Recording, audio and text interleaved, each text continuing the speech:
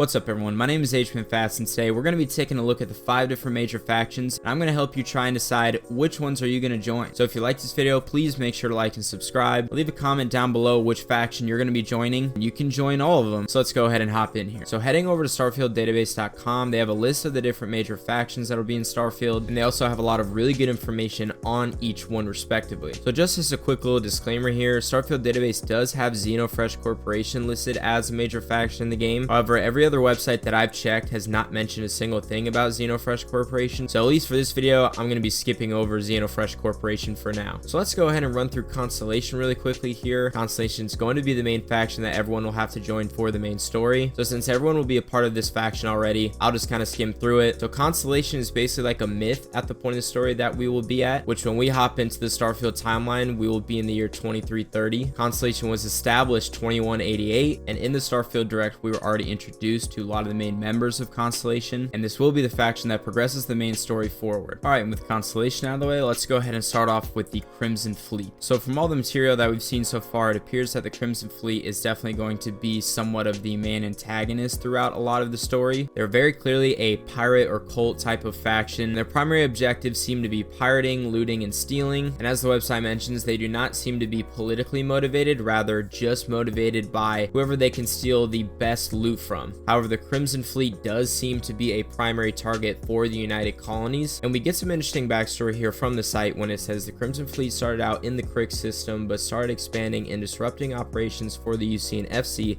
in the wider settled systems. They started out pestering the Freestar Collective, but it wasn't too long before they drew the ire of the United Colonies. So like I said, it's very clear that the Crimson Fleet will probably be the main antagonist for a lot of the other factions in the game. And just to kind of hammer home the idea that this faction is hardcore, almost like a cult in a way, we got a quote here that says, "When you sign up with the Crimson Fleet, no one quits. The only way out is death." So if you want your gameplay experience to be something like a space pirate or an outlaw, then joining the Crimson Fleet is definitely the way to go. And because there's no limit to how many factions you can join in the game, there's actually really interesting potential here to act as like a double agent. For example, if you actually worked with the United Colonies or even the Freestar Collective, you could join the Crimson Fleet as a double agent to then feed information to the colony that you're actually loyal to. In one of my earlier videos on factions, it was confirmed that you will be able to act as a double agent for multiple factions. So I think the Crimson Fleet alone has a ton of potential to do this, and you can even do it in reverse where you actually are loyal to the Crimson Fleet but you act as a double agent against the United Colonies or the Freestar Collective. Either way, if you are interested in space piracy whatsoever, this is definitely the faction for you. And like I said, with the Crimson Fleet being the bad guys of the Starfield story, there's just so much potential here for playing multiple sides and totally affecting the outcome of how a lot of these factions turn out. So some really interesting stuff there with the Crimson Fleet. And since we just talked about them so much, might as well move on to the United Colonies next. So the United Colonies seems to be the sort of most established faction in the game. It would appear that they most likely hold the most amount of territory and the most amount of systems in the game. And with their capital being New Atlantis, they seem to have this utopia type atmosphere around their entire faction. And with the fact that they are going to be the largest and most established colony in the game, this means they will also have the largest and most powerful military in the game as well. The United Colonies was established in 2161, making them almost 170 years old when we start off in the Starfield story. The United Colonies was at war with the Freestar Collective just 20 years before we jump into the Starfield story, and this war was known as the Colony War. Now it is said that they are at peace when we jump into the story in 2330. However, with the war only being 20 years prior, I have a strong feeling that the war will still be fresh on a lot of people's minds,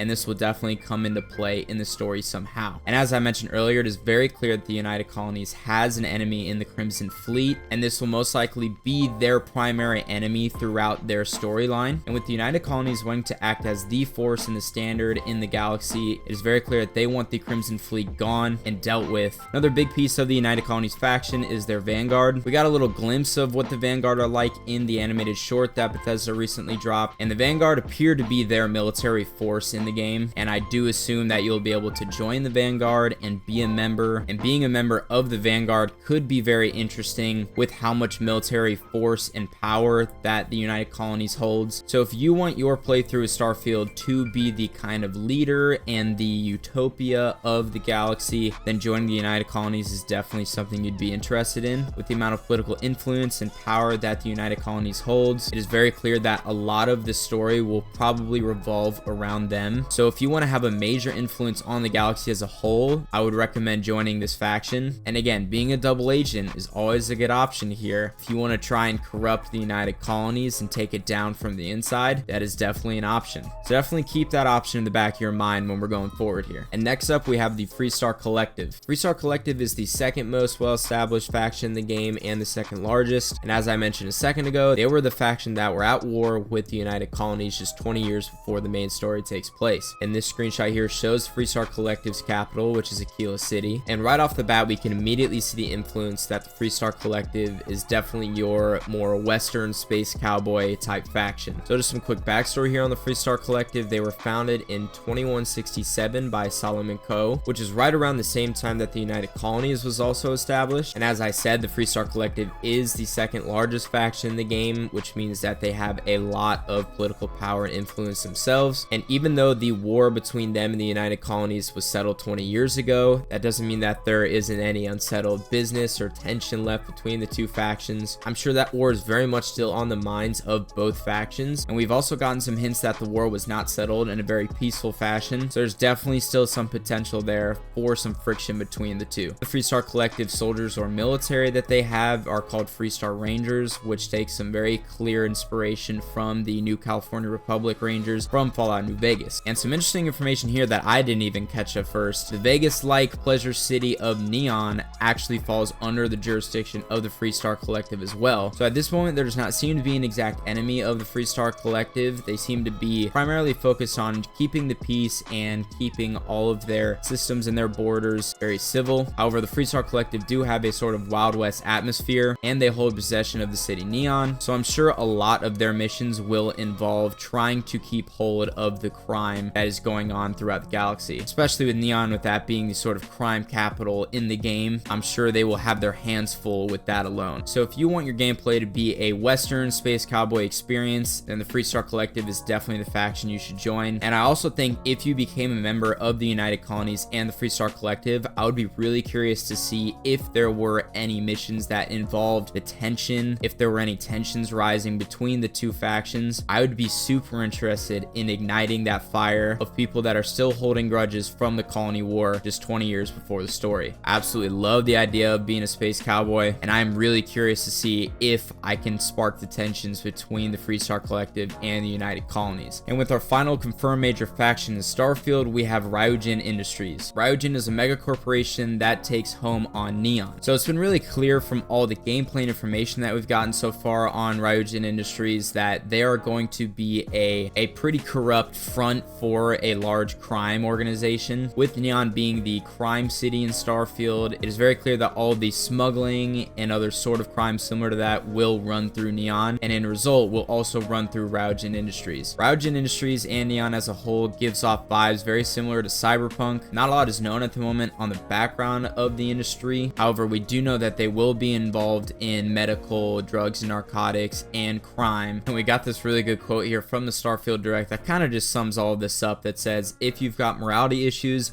this definitely isn't the job for you. So it is very clear that this industry essentially is going to have a lot of power and influence on Neon, which also means that they will have a lot of power and influence on the entire crime scene as a whole throughout the story of Starfield. So if you're interested in crime and smuggling and being a crime lord, I am sure Riojin Industries will be right up your alley. And with the earlier fact that the Freestar Collective actually has political control over the city of Neon, this could make some super interesting details here if you were a part of both of those factions. Again, you could play as a double agent between both of them. So if you're interested in becoming a crime lord and being heavily involved with the crime scene as a whole, then Riojin Industries is definitely the faction you want to join. So those were the 5 major factions and a lot of information on which one you should decide to join when you start playing Starfield. Again, we are just a few weeks away from the launch of Starfield, so if you're excited, please leave a like and comment down below which faction you are most excited to join and which ones you will be joining when you hop into the game. If you enjoyed this video, make sure to check out the other videos that I have on Starfield on my channel. I absolutely cannot wait to play this game, so make sure to leave a like and subscribe if you enjoyed watching this video today. Thank you so much for watching, and I hope everyone has a good one.